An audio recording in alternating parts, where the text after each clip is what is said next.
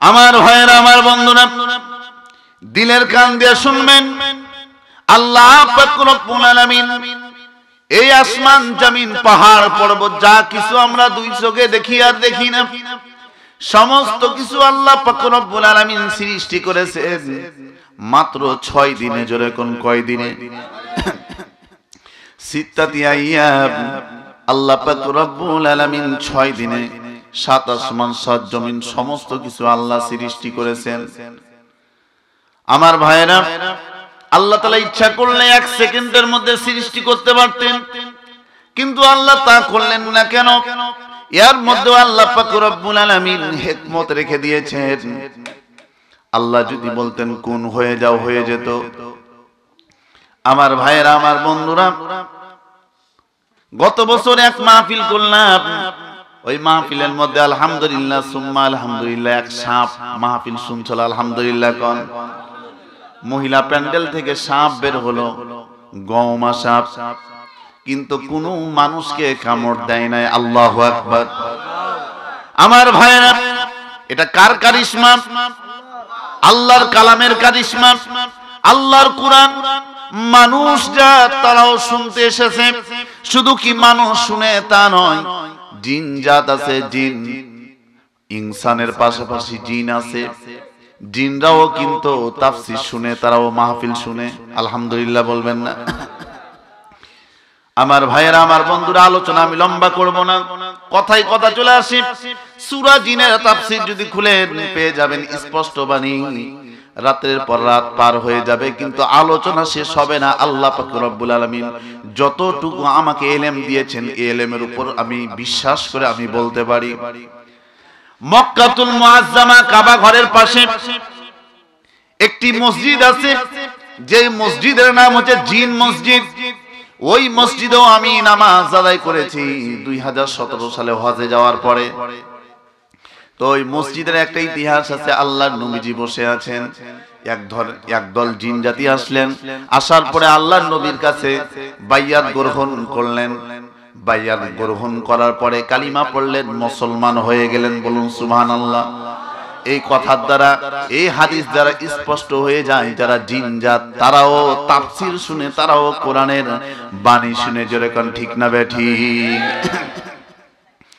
আমার ভাইয়েরা, আমার বন্ধুরা, তুমি সামনে বসো। আমার ভাইয়েরা, আমার বন্ধুরা, আল্লাহ পাক রব্বুল আলামিন স্পষ্ট ভাবে ক্লিয়ার করে দিচ্ছেন, প্রত্যেকটা মানুষকে আল্লাহ তাআলা পৃথিবীর জমিনে পাঠিয়েছেন একটা উদ্দেশ্য নিয়ে। জোরে কোন কি নিয়ে? উদ্দেশ্য নিয়ে। উদ্দেশ্যটা কি আল্লাহ তাআলা ক্লিয়ার করে দিলেন। মা খালাকাতুল জিন্না ওয়াল ইনসা ইল্লা লিয়াবুদুন।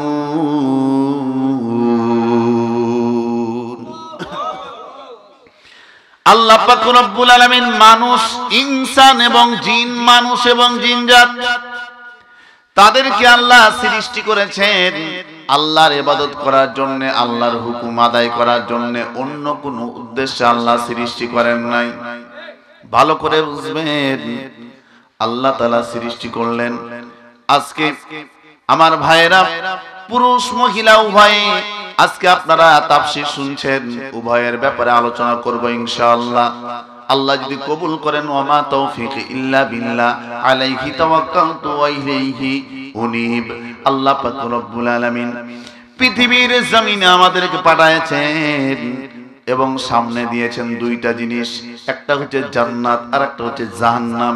একটা হচ্ছে হিজবুল্লাহ আর একটা হচ্ছে হিজবুশ শয়তান। একটা আল্লাহর রাস্তা, একটা হচ্ছে শয়তানের রাস্তা। একটা হচ্ছে জান্নাত আর একটা হচ্ছে জাহান্নাম। যারা আল্লাহর রাস্তায় চলবে হিজবুল্লাহ, তারা যাবে আল্লাহর জান্নাতে। হিজবুশ শয়তান, এই রাস্তায় যারা চলবে তারা যাবে হিজবুশ শয়তান সেই রাস্তায়, অর্থাৎ আল্লাহ জাহান্নামে যাবে। আমরা কোথায় যাব? জান্নাতে না জাহান্নামে? জোরে কোন? আমরা যাব আল্লাহর জান্নাতে। আল্লাহ পাক রব্বুল আলামিন বলেন, ফামাইয়ামাল মিথকালা যাররাতিন শাররান ইয়ারা। পৃথিবীর জমিনে যারা ভালো কাজ করবে, যারা আল্লাহর বিধানগুলোকে মেনে নিবে, তারা যাবে আল্লাহর জান্নাতে। তাদের ডান হাতে আমলনামা দেওয়া হবে। ফাম্মা মান উতিয়া কিতাবাহু বিয়ামিনি ফায়াকুলু ইয়া লাইতানি লাম উতা কিতাবিয়া। فَأَمَّا مَنْ أُوتِيَ كِتَابَهُ بِيَمِينِهِ فَيَقُولُ هَاؤُمُ اقْرَءُوا كِتَابِيَهْ। আল্লাহ পাক রব্বুল আলামিন তাদের ডান হাতে আমলনামা দিবেন। আল্লাহ আমলনামা দেওয়ার পরে বলবেন, ও বান্দা, তোমাকে যে সুসংবাদ দেওয়া হবে। এরপরে বান্দা খুশি হয়ে যাবে, বলুন সুবহানাল্লাহ। খুশি হয়ে যাবে, তার মুখটা হাসি হয়ে যাবে, হাসিতে আলোকিত হয়ে যাবে।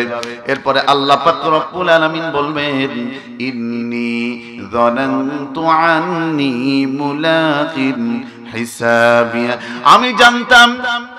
আমি জানতাম কিয়ামতের দিন হাসরের ময়দানে বিচারের সম্মুখীন হতে হবে, বিচারের কাঠগড়ায় আমাদেরকে দাঁড়াতে হবে। এরপর আল্লাহ পাক রব্বুল আলামিন সেই বান্দার মন থেকে খুশি হয়ে কথাগুলো বের হবে। ফাহুয়া ফি ঈশাতিন রাদিয়া। সুতরাং সে খুশি হয়ে যাবে এবং সন্তুষ্ট এমন ভাবে হবে, তার মুখটা আলোকিত হয়ে যাবে, হাসিময় মুখ হয়ে যাবে, বলুন সুবহানাল্লাহ। ফি জান্নাতিন আলিয়া। এত সুন্দর সুসংবাদ পেয়েছে জান্নাতের। এই সুসংবাদ, জান্নাতের সুসংবাদ পাওয়ার পরে কে না খুশি হয়? আমরা যদি জান্নাতের সুসংবাদ পেতাম, আমরা কত খুশি হতাম। আজকের মাহফিলের যত মহিলা পুরুষ মাহফিলে রয়েছেন, সকলের জন্য দোয়া করে আল্লাহ সকলকে জান্নাতি হিসাবে কবুল করুন, বলুন আমিন। কুতুফুহা দানিয়া। আল্লাহু আকবার। আমার ভাইয়েরা, আমার বন্ধুরা, জান্নাতের যারা সুসংবাদ পাবে নিঃসন্দেহে তারা খুশি হবে এবং চিরস্থায়ী ভাবে তারা আল্লাহর জান্নাতে চলে যাবে। আমার ভাইয়েরা, এটা তো কিয়ামতের দিনে হাসরের ময়দানে। এখন পৃথিবীর জমিনে যদি আমরা ঈমান নিয়ে যদি মৃত্যুবরণ করতে পারি, তাহলে আমাদের মৃত্যুটা হবে এরকম মৃত্যু হবে, একটা পিঁপড়ায় যদি কামড় দেয় পিপিলিকায়, যেরকম ভাবে মানুষ কষ্ট খুব একটা পায় না, তেমনি ভাবে এতটাও বুঝতে পারবে না। একজন ইমানদার যখন মৃত্যুবরণ করবে আর যখন জাহান্নামী মৃত্যুবরণ করবে, সে শুধু হা হা হা হা করতে থাকবে। এজন্য অন্ধকার কবর ডেকে বলেন, ওয়ামান ইয়ামাল মিসকালা যাররাতিন খায়রান ওয়া মান ইয়ামাল মিসকালা যাররাতিন শাররান ইয়ারা। আল্লাহ পাক রব্বুল আলামিন কিয়ামতের দিন হাসরের ময়দানে এইভাবে বলতে থাকবে যে অন্ধকার কবর ডাক দিয়ে বলেন, ও পৃথিবীর মানুষেরা, আমি অন্ধকার কবরে তোমরা গুনাহ নিয়ে আসিও না, তোমরা গুনাহ নিয়ে আসিও না। তোমরা যদি গুনাহ নিয়ে অন্ধকার কবরে আসো, ওয়া মান ইয়ামাল মিসকালা যাররাতিন শাররান ইয়ারা, আমি অন্ধকার কবর দুই পাশের মাটি এমন জোরে চাপ মারবো, তোমাদের শরীরের মধ্যে হাড্ডি মাংস গোশত যা রয়েছে আমি অন্ধকার কবর মাটির সাথে আমি পিষায়া ফেলবো। আমরা একটু চক্ষুটাকে বন্ধ করে চিন্তা করি, আমরা কি অন্ধকার কবরে আযাবে শাস্তি আমরা কি সহ্য করতে পারবো?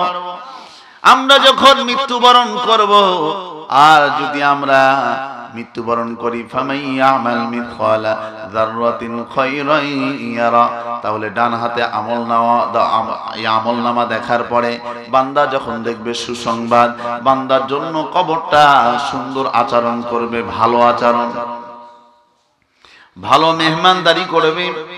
একটা মানুষ যখন মারা যাবে, গভীর মনোযোগ দিয়ে শুনবেন, সাধারণ সেন্সে, আপনি আমি যখন মারা যাব, আমাদের ছেলে মেয়ে স্ত্রী সকলেই আর বলবে না আব্বা, সকলে কেউ বলবে না আম্মা, কেউ বলবে না আব্বা, কেউ বলবে না দাদা, কেউ বলবে না দাদি, সকলে বলবে এটা লাশ। কি বলবে এটা লাশ, লাশটাকে তাড়াতাড়ি দাফন দাও, এই কথা বলবে। শুধু মৃত্যুর উপরে আপন যিনি হবেন তিনি হচ্ছেন আমাদের রব, আমাদের প্রতিপালক, তার নাম হচ্ছে আল্লাহ। এজন্য কবি বলছেন, আল্লাহ রে ডাক রে বান্দা, আল্লাহ রে ডাক, আল্লাহ রে ডাক রে বান্দা, আল্লাহ রে ডাক, আল্লাহ রে ডাকতে ডাকতে জীবন চলে যায়, আল্লাহ রে ডাক রে বান্দা, আল্লাহ রে ডাক। যখন তোমার কেউ ছিল না তখন ছিলেন তিনি, এখন তোমার সব হয়েছে পর হয়েছেন তিনি। যখন তোমার কেউ ছিল না তখন ছিলেন তিনি, এখন তোমার সব হয়েছে পর হয়েছেন তিনি। সেটাকে আমাদের রব,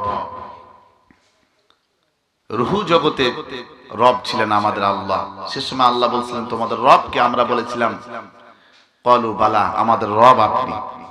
আল্লাহ বলেছিলেন পৃথিবীর জমিনে যাওয়ার পরে ভুলে যাবা, আমরা বলেছিলাম না ভুলবো না। মায়ের পেটে আসার পরে আবার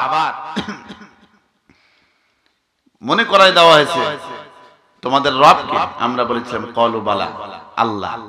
এরপরে পৃথিবীর জমিনে আসার পরে তোমরা ভুলে যাবা রবকে, বলেছিলাম না ভুলবো না।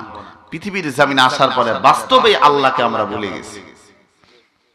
নামাজ আদায় করি না, সত্য কথা বলি না, হক পথে চলি না, ইসলামের পথে চলি না, ইসলামকে সাপোর্ট করি না, কোরআন মানি না, হাদিস মানি না, ইসলামী বিধান অনুযায়ী জীবন যাপন করতে চাই না, বরঞ্চ যারা ইসলাম মানে তাদেরকে আমরা তিরস্কার করি। আমি কি মিথ্যা বললাম? আপনাদের কথা বলতে কষ্ট হয়? জোরে বলেন।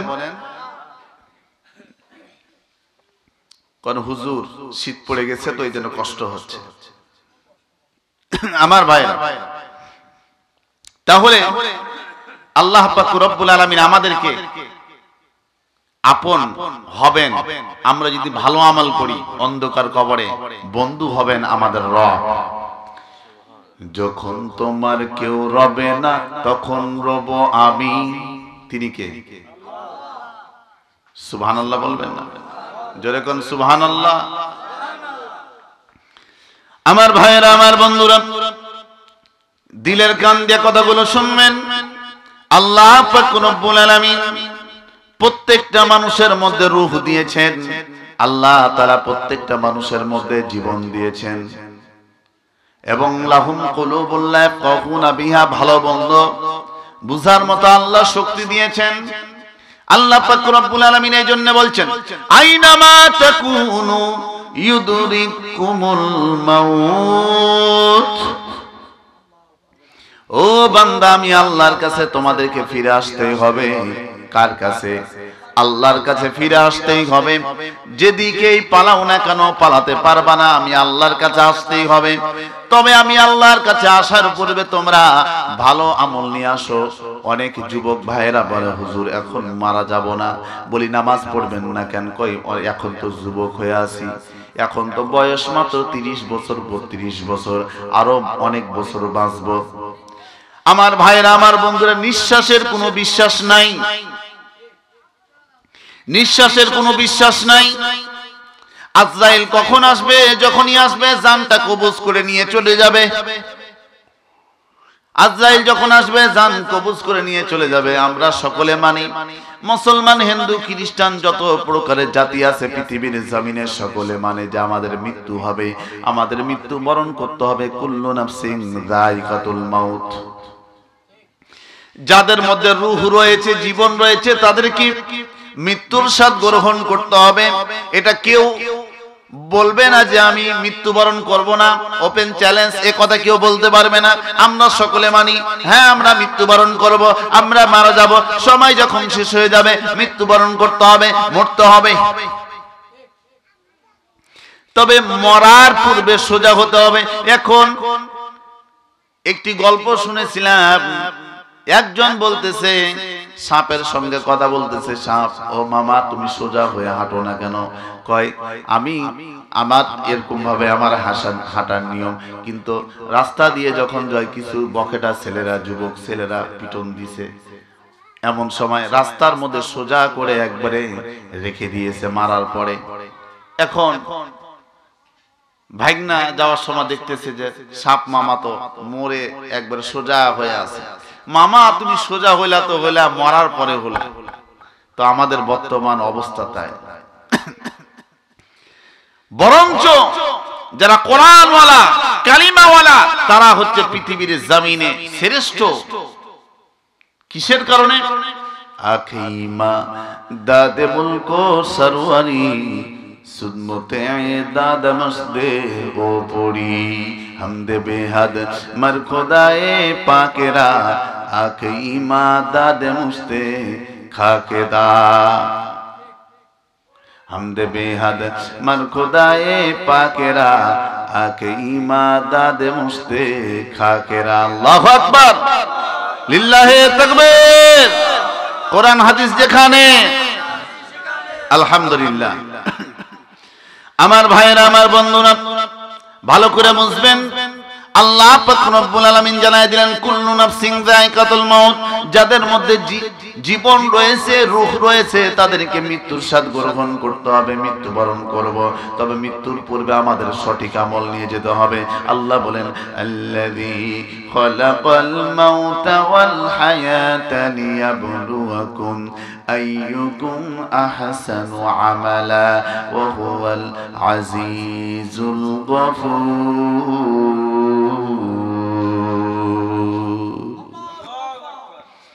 আল্লাহ বলেন বান্দা তোমাদের পরীক্ষা করব, তবে তোমরা ভালো আমল নিয়ে, সুন্দর আমল নিয়ে তোমরা মৃত্যুবরণ করো। তোমরা যদি সুন্দর আমল নিয়ে মৃত্যুবরণ করো, অন্ধকার কবরের মধ্যে তোমাদের যখন প্রশ্ন করা হবে তোমাদের রবকে, আমরা বলতে পারবো আমাদের রব আল্লাহ। যেরকম কবরের মধ্যে আমরা কি আওয়াজ দিতে চাই? আমাদের রবকে। যেরকম আমাদের রবকে, আমাদের রব আল্লাহ। যদি বলা হয় তোমাদের দিন কি ছিল, আমরা কি বলবো? আমাদের দিন ইসলাম। আমাদের দিন কি? আমাদের দিন কি? আমাদের দিন ইসলাম। এবং যদি বলা হয় তোমাদের নবীকে, আমরা অন্ধকার কবরের মধ্যে তাহলে উত্তর দিতে পারবো আমাদের নবী ছিল মুহাম্মদুর রাসূলুল্লাহ, পড়ুন সাল্লাল্লাহু আলাইহি ওয়াসাল্লাম। এই তিনটা প্রশ্নের উত্তর যারা দিতে পারবে, আল্লাহ বলবেন ওয়াসিকাল্লাযীনা তাকাউ রাব্বাহুম ইলাল জান্নাতি যুমারা। যাও যাও যাও, আমার জান্নাতে চলে যাও, তোমাদেরকে জান্নাতের ঠিকানা দিয়ে দিলাম, জান্নাতের মেহমান বানায় দিলাম। তারা চলে যাবে আল্লাহর জান্নাতে। আর পৃথিবীর জমিনে যারা এই কাজগুলো করবে না, আল্লাহকে মানবে না, আল্লাহর বিধান মেনে নিবে না, যারা সত্যর পথে চলবে না, যারা মিথ্যার পথে চলবে, যারা মিথ্যা কথা বলবে, যারা অন্যায় করবে, যারা নিচু শ্রেণীর মানুষ তাদের উপর জুলুম করবে, এরপরে যারা এরকম ভাবে ভণ্ডদের সঙ্গে হাত মিলাবে, এরপরে জুলুমকারী জালেম বাদশাদের সঙ্গে হাত মিলাবে, তাদেরকে সমর্থন করবে, কিয়ামতের দিন হাসরের ময়দানে শুধু তাই নয়, অন্ধকার কবরের মধ্যে তাদেরকে ফেরেশতারা একেবারে ডান্ডা পিটা দিবে।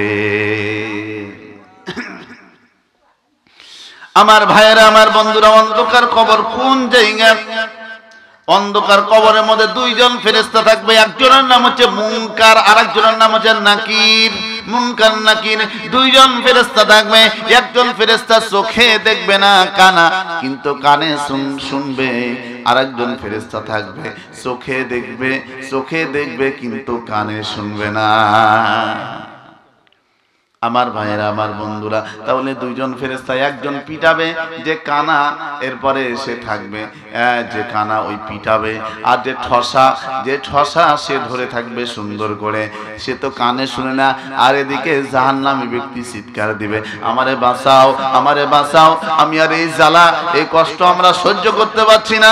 অন্ধকার কবরের মধ্যে এমন সব থাকবে যেই সাপে একবার কামড় দিবে 70 গজ মাটির নিচে দাবায় দিবে। এই সাপে এর মানে ইতিহাসের মধ্যে এসেছে, এই সাপের এক ফোঁটা বিষ যদি পৃথিবীর জমিনে ছাড়া হতো, ফেলে হতো, তামাম পৃথিবী পুড়ে ছাড়খাড় হয়ে যেত। বলেন তো দেখি, এই সাপ একবার যদি কামড় দেয় আমরা কি সহ্য করতে পারবো? যেই সাপের বিষ, এক ফোঁটা পানি যদি, এক ফোঁটা বিষ যদি পৃথিবীর জমিনে ছাড়া হতো, তামাম পৃথিবী পুড়ে ছাড়কার হয়ে যেত। এমন সাপ আমাদের একবার যদি কামড় দেয় আমরা কেমনে সহ্য করব? একটু গভীর মনোযোগ দিয়ে শুনি, হেদায়েতের জন্য শুনি, অন্তরটাকে নরম করে দিই। আমার ভাইয়েরা, আমার বন্ধুরা, ও আমার মা বোনেরা, দিলের কান দিয়ে শুনবেন। অন্ধকার কবর এমন একটি জায়গা, এই অন্ধকার কবরের মধ্যে এমন সাপ, যে সাপে একবার কামড় দিবে 70 গজ মাটির নিচে দাবায় দিবে। এমন সাপ, এমন কি এই কবরের মধ্যে এমন বিচ্ছু রইবে, এমন বিচ্ছু রবে, শুধু কিয়ামত পর্যন্ত কামড় দিতেই থাকবে, দিতেই থাকবে। আল্লাহু আকবার। আমার ভাইয়েরা, আমার বন্ধুরা, এই আযাব আমরা সহ্য করতে পারবো না, এই আযাব আমরা সহ্য করতে পারবো না। আর যারা জান্নাতি হবে, পৃথিবীর জমিনে ভালো আমল করে মৃত্যুবরণ করবে, তাদের জন্য আল্লাহ পাক রব্বুল আলামিন অন্ধকারের মধ্যে, অন্ধকার কবরে এমন একজন হুরনি সুন্দরী রমণীর ব্যবস্থা করে দিবে। এই পৃথিবীর জমিনের সুন্দরী না, যেই সুন্দরীর 100%-এর মধ্যে 1% সৌন্দর্য পৃথিবীর জমিনে আল্লাহ দেন নাই। এমন সুন্দরী আল্লাহ কবরের মধ্যে আল্লাহ দিবেন। এই কয় সুন্দরী ফুল নিয়ে খেলা করবে জান্নাতি ব্যক্তির সঙ্গে, জান্নাতি ব্যক্তির সঙ্গে কবরের মধ্যে খেলা করবে। খেলা করতে করতে চোখের পলকের মধ্যে কিয়ামত হয়ে যাবে। কিন্তু আর যারা জাহান্নামী হবে তাদের জন্য একটা দিন যাবে তো মনে হয় হাজার হাজার বছর চলে যায়, তারপরেও সময় যায় না। হাজার হাজার বছর, এরকম ভাবে পৃথিবীর জমিনের 1000 বছর, আর কবরের দিন একদিন হবে সমান। এই পৃথিবী যখন ধ্বংস হবে, এরপরে 40,000 বছর কবরের মধ্যে থাকতে হবে। কত হাজার? 40,000 বছর থাকতে হবে অন্ধকার কবরের মধ্যে। আমার ভাইরা, দিলের কান দিয়ে শুনবেন, এই অন্ধকার কবর এমন একটা কঠিন জায়গা। আমরা এই জন্য ভালো আমল নিয়ে মৃত্যুবরণ করতে হবে। এরপরে কিয়ামতের দিন হাসরের ময়দান, যেই দিন এরকম ভাবে ফু দেওয়া হবে, ফু দেওয়ার পরে পৃথিবীটা তুলার মতো উঠতে থাকবে। ইদা শামসু কুবিরাত وإذا الكواكب انتثرت إذا السماء انفطرت وإذا الكواكب انتثرت إذا زلزلت الأرض زلزالها وأخرجت الأرض أثقالها وقال الإنسان ما لها। তুলার মতো উঠতে থাকবে, এমন কি জমিনটা নিজেকে ওয়াকফ করে দিবে। ওয়াশ-শামসি ওয়া দুহাহা ওয়াল কমারি ইযা তালাহা ওয়ান নাহারি ইযা জাল্লাহা ওয়াল লাইলি ইযা ইয়াগশাহা ওয়াস সামাই ওয়া মা বানাহা। এই পৃথিবী চুরমার হয়ে যাবে, পাহাড়গুলো এরকম ভাবে খণ্ড বিখণ্ড হয়ে যাবে, এমন কি জমিন নিজেকে বিলীন করে দিবে। এমন সময় কিয়ামতের যখন হয়ে যাবে, কিয়ামতের ময়দান হয়ে যাবে হাসরের ময়দান। অনেক লম্বা আলোচনা, সংক্ষিপ্তভাবে আমি আলোচনা করছি। হাসরের ময়দানে সমস্ত মানুষগুলো আশ্চর্য হয়ে যাবে। সকলে যখন উঠবে, এমন সময় 7 আসমান 7 জমিন এত দূরে আর সূর্যটা থাকবে না। মাথার আধা হাত উপরে সূর্য নেমে যাবে। কত হাত?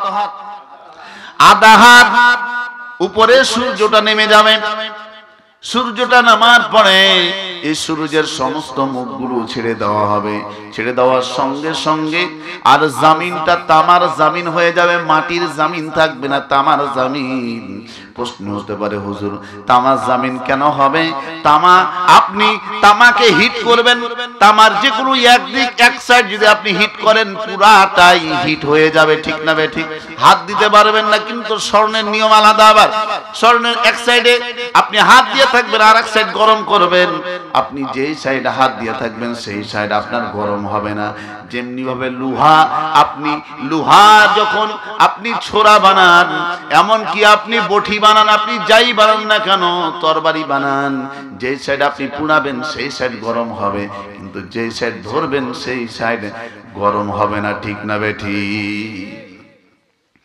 এগুলো হচ্ছে লোহা বা স্বর্ণের, এগুলো হচ্ছে তাদের অস্তিত্ব, তাদের ক্ষমতা, কারণ আল্লাহ সে ক্ষমতা দেয় নাই, কিন্তু তামার মধ্যে আল্লাহ এই ক্ষমতা দিয়েছেন। তামা এক সাইড একটু গরম করবেন, পুরাটাই গরম হয়ে যাবে। তেমনি ভাবে আল্লাহ পাক রব্বুল আলামিন এই জন্য তামার জমিন করে দিবেন, সূর্য সমস্ত মুখগুলো ছেড়ে দিবে, মানুষগুলো অস্থির হয়ে যাবে। এরপরে হযরত আদম নবী আদম আলাইহিস সালামের কাছে উম্মতেরা যাবেন, যাওয়ার পরে বলবেন, আল্লাহর পয়গম্বর আমরা সহ্য করতে পারছি না, এখন তাড়াতাড়ি যেন আল্লাহ বিচার ব্যবস্থা শুরু করেন। এমন সময় আদম নবী বলবেন, আমি পারবো না, কারণ আমি একটি ভুল করেছিলাম, এই ভুলের কারণে আল্লাহ আমাকে জান্নাত থেকে বের করে দিয়েছিলেন। সেই ভুলটা কি? আদম নবী সে ভুলটা হচ্ছে গন্ধম খেয়েছিলেন। কি খেয়েছিলেন? গন্ধম ফল। এরপরে বলবেন, তাহলে আমরা কি করব, কি করব? আদম নবী বলবেন, তোমরা চলে যাও আদমে সানি হযরত নূহ নবীর কাছে। হযরত নূহ নবীর কাছে যে যখন বলা হবে, আল্লাহর পয়গম্বর আমরা এই কষ্ট আমরা সহ্য করতে পারছি না, আল্লাহর কাছে আরজ করুন আল্লাহ যেন বিচার ব্যবস্থা শুরু করে দেন। আল্লাহ বলবেন, ও ও উম্মতেরা আমি পারবো না, কারণ কারণ কারণ হচ্ছে আমারও একটি ভুল হয়ে গেছে। এমন সময় বলবেন, তাহলে তুমি চলে যাও হযরত মূসা নবীর কাছে। হযরত মূসা নবী বলবেন, ও আমার উম্মতেরা তোমরা শুনে রেখো, আমি আল্লাহর দরবারে যেতে পারবো না, কারণ আমি একটি ভুল করেছিলাম, আমার দ্বারা ভুল হয়ে গেছিল। কি ভুল? আমি একজনের একটা থাপ্পড় মেরেছিলাম, এক থাপ্পড়েই তার চোখ বের হয়ে সে মারা গেছিল। আল্লাহ তার পয়গম্বরদের শরীরের মধ্যে 40,000 পুরুষের শক্তি দান করেছিলেন। বলুন সুবহানাল্লাহ। আল্লাহর পয়গম্বর হযরত মূসা আলাইহিস সালাম বলবেন, তাহলে কি করা যায়? চলে যাও ঈসা রুহুল্লাহর কাছে। ঈসা রুহুল্লাহ নবীর কাছে যাওয়া হবে। ঈসা রুহুল্লাহ নবী বলবেন, আমিও পারবো না, কারণ পৃথিবীর জমিনে আমাকে মানুষে বলেছিল আল্লাহ সন্তান, আমি লজ্জায় আল্লাহর কাছে যেতে পারবো না, তাহলে কি করা যায়?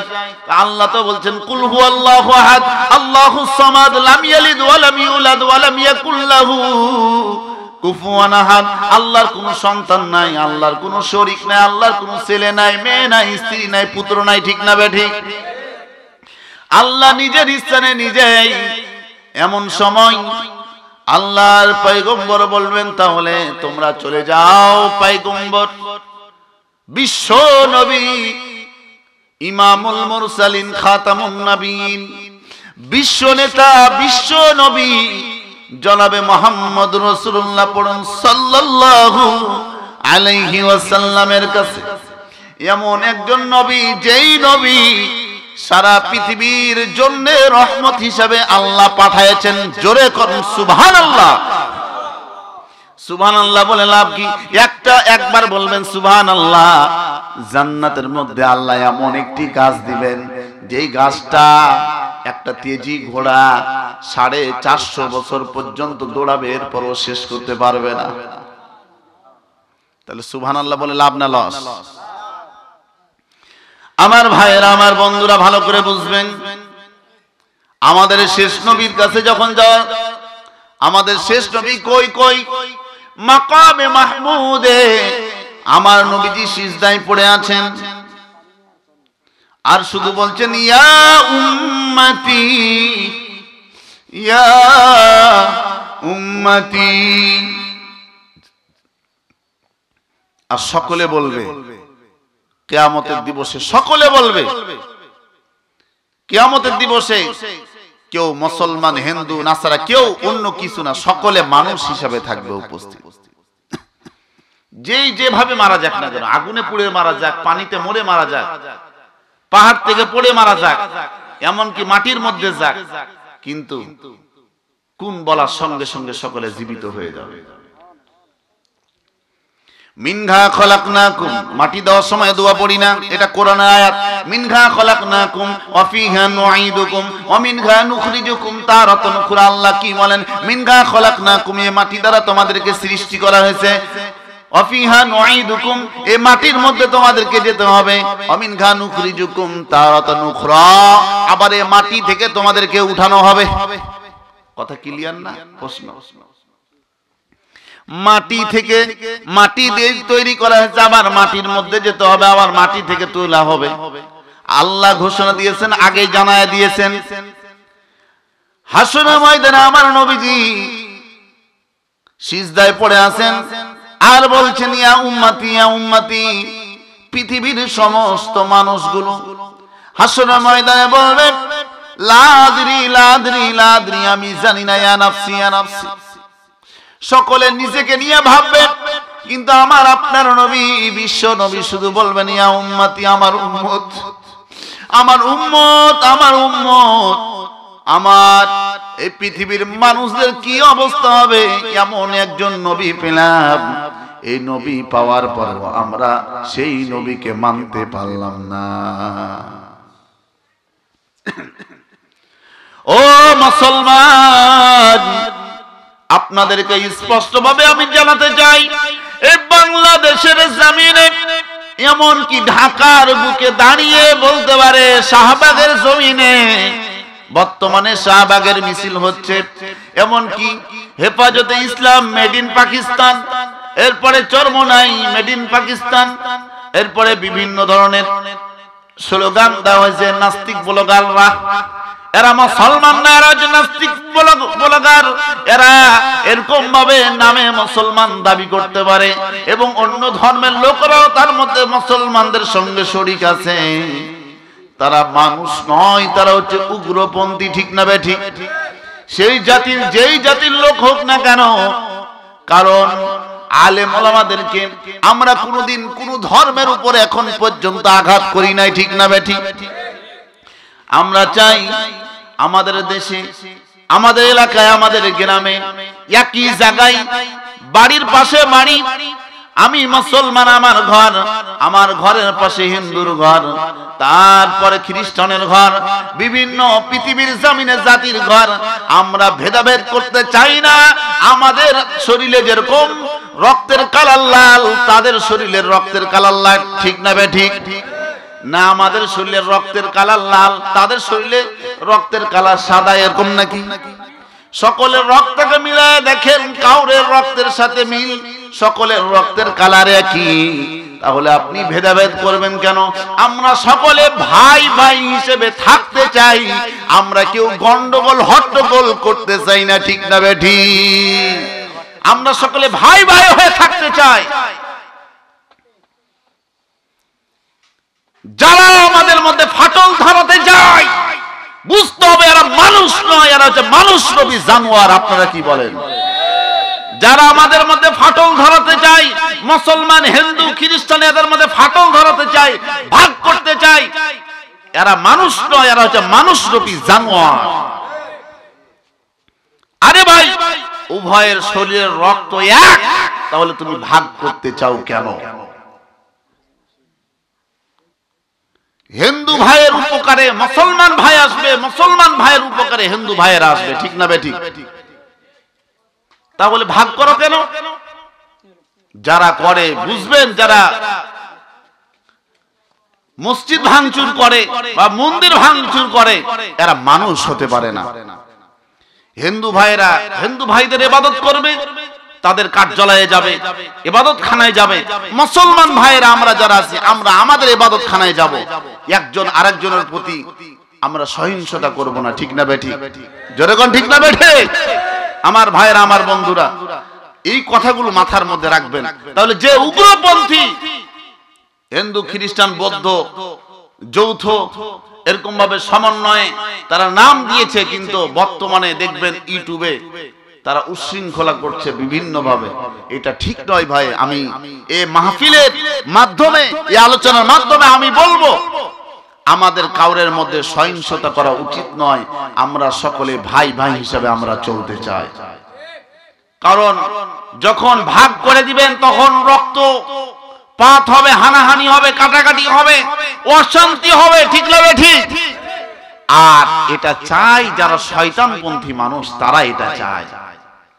দেখতেছে জনগণ মানুষ এরা শান্তিতে আছে, কিভাবে এরাকে অশান্তির মধ্যে রাখা যায়, এই জন্য ভাগ তৈরি করতে চাচ্ছে। আল্লাহ তাআলা আমাদের সকলকে সঠিক বুঝ দান করুন, জোরে কোন আমিন। আমার ভাইয়েরা, আমার বন্ধুরা, ভালো করে বুঝবেন।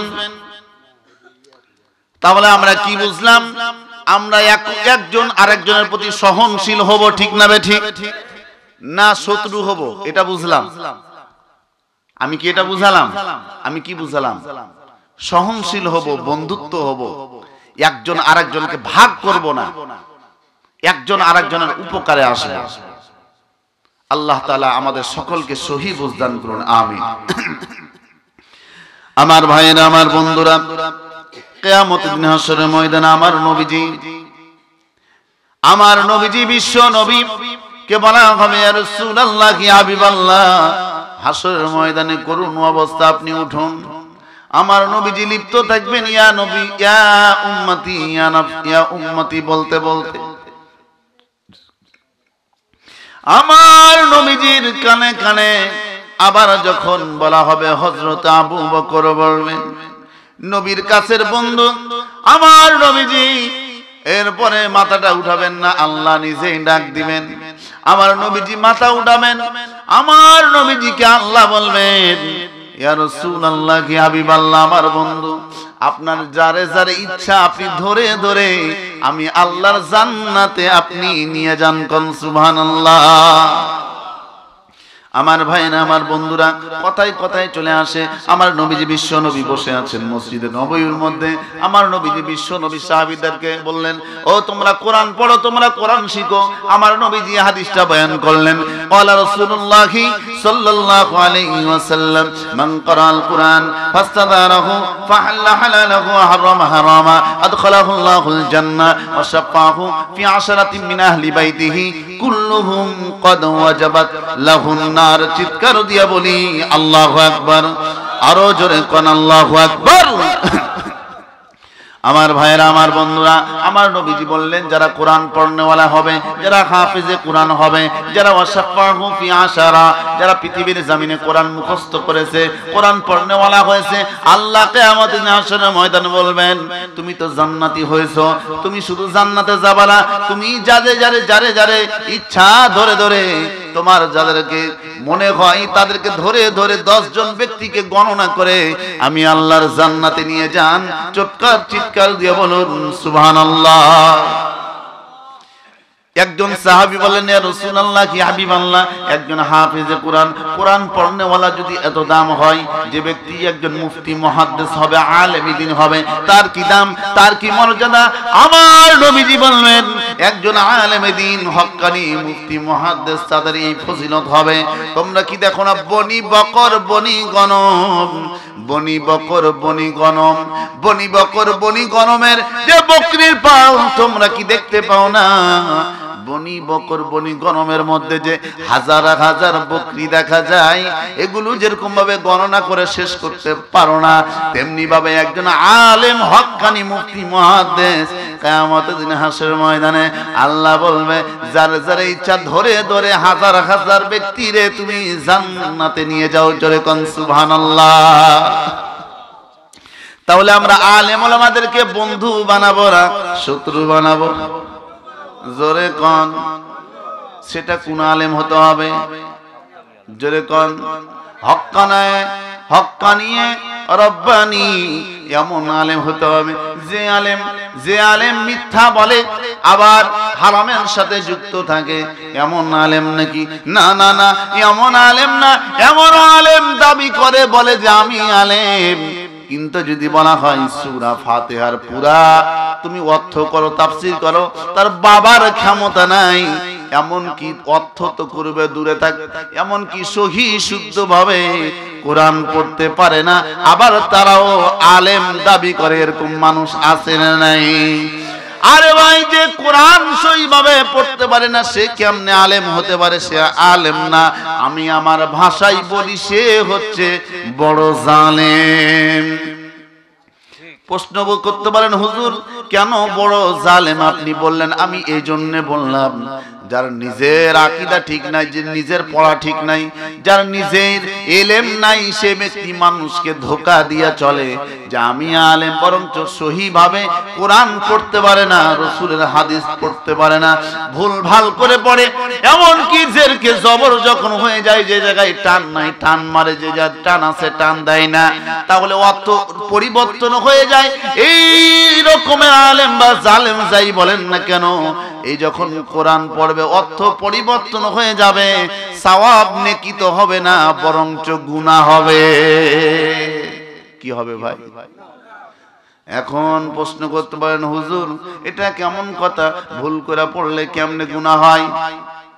আমি বলবো সহিভাবে না পড়লে কেমনে গুনাহ হয়? হুজুর আপনি যদি বলেন যে হুজুর সে তো পড়ছে, পড়ার জন্য চেষ্টা করছে, আমি বলবো তোমার নাম খোকন মিয়া, এখন তোমার যদি ডাক দেয় ও খোকাই না, রাগ হবে কি হবে না? যেরকম রাগ হবে।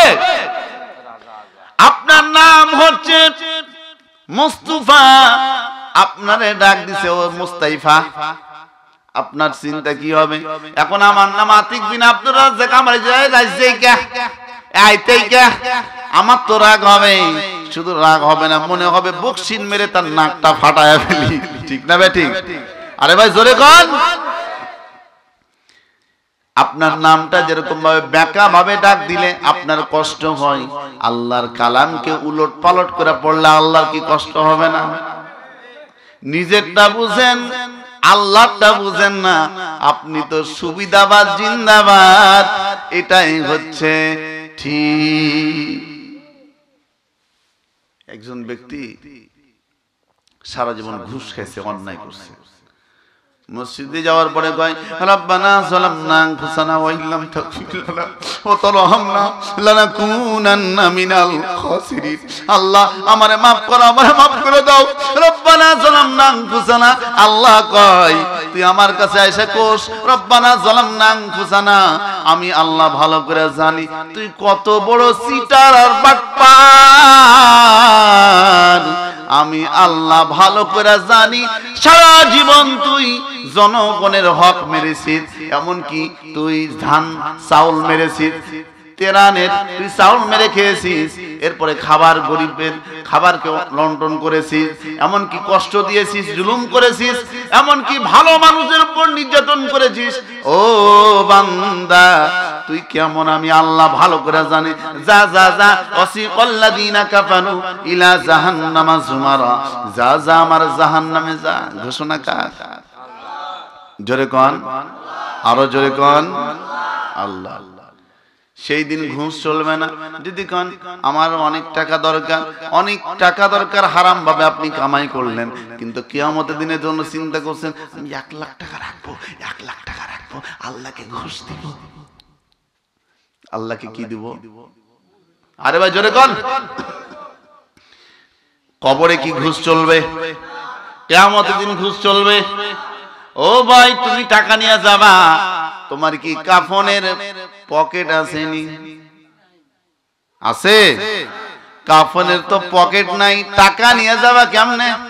দুনিয়াতে শুধু টাকা টাকা করো, টাকা টাকা করো, দুনিয়াদারি করো, তুমি কি একটু চিন্তা করো না? তুমি টাকা টাকা করো, জমি জায়গা করো, তুমি মারা যাবা, খালি হাতে চলে যেতে হবে। তুমি যদি আমল নিয়ে যেতে পারো তাহলে তুমি নাজাত পাবা, জান্নাতের মেহমান হবা, জাহান্নাম থেকে মুক্তি পাবা। আর তুমি যদি ভালো কাজ না করে যেতে পারো তোমার খবর হবে। সামনে আসতেছে সে আলোচনা। আমার নবীজি যখন মাথাটা উঠালেন, আমার নবী চলে গেলেন, আল্লাহর কাছে সুপারিশ করলেন। আল্লাহ পাক রব্বুল আলামিন ডাক দিলেন কোরআনের আয়াত দিয়ে, পারলে পড়ুন, ওয়াসিকাল্লাযীনা তাকাউ রাব্বাহুম ইলাল জান্নাতি যুমারা।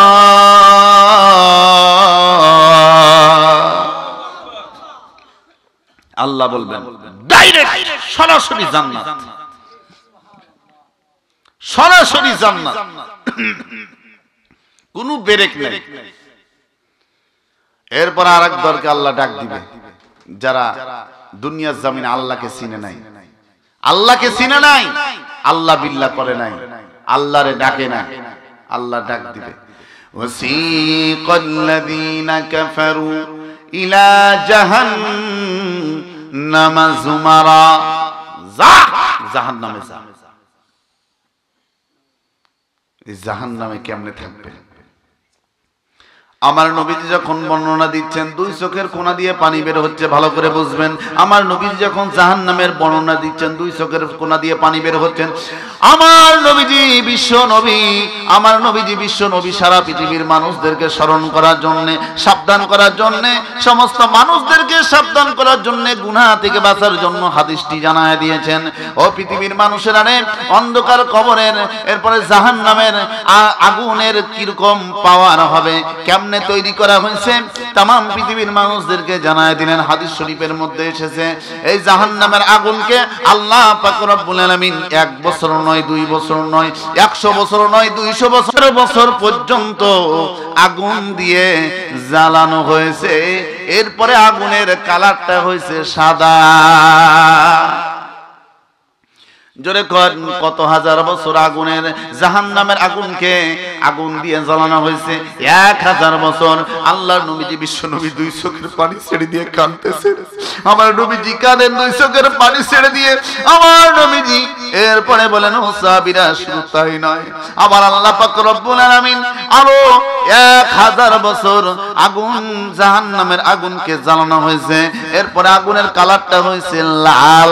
আবার 1000 বছর পর্যন্ত আবার জ্বালানো হয়েছে।